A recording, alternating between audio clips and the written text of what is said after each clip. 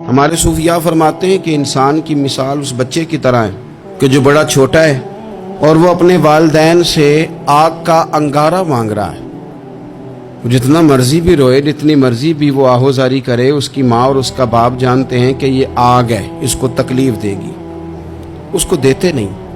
انسان کی مثال اسی طرح ہے۔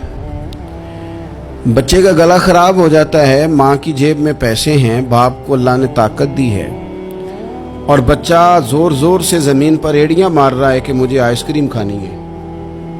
کوئی ان کے لیے مشکل نہیں ہے، وہ 10 پیکٹ بھی آئس کریم خرید سکتے ہیں، لیکن انہیں پتہ ہے کہ اس کا گلا خراب ہے، آئس کریم کھائے گا مزید زیادہ بیمار ہو جائے گا، تو وہ اس کے رونے کے، تڑپنے کے، اور وہ سخت بے چین نظر آتا ہے، پر وہ نہیں لے کے دیتے۔ انہیں پتہ ہے کہ ان کے حق میں وہ ٹھیک نہیں ہے۔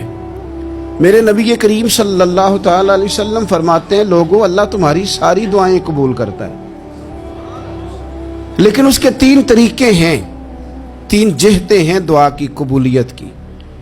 یا تو جو تم مانگ رہے ہوتے ہو رب وہی تمہیں عطا کر دیتا ہے، یا وہ تمہارے حق میں بہتر نہیں ہوتا جو تم مانگ رہے ہو۔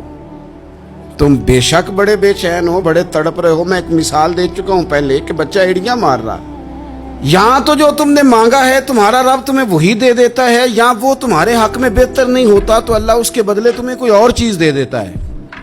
اور حضور فرماتے ہیں کئی دفعہ یہ ہوتا ہے کہ تمہارے حق میں کچھ بھی بہتر نہیں ہوتا، دعا تمہاری اللہ پھر بھی رد نہیں کرتا۔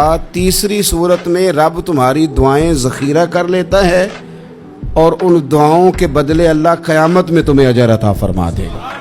ویڈیو اچھی لگی تو چینل کو سبسکرائب کر دیں، ویڈیو کو لائک کریں، کمنٹس کریں، دوستوں کے ساتھ شیئر کریں۔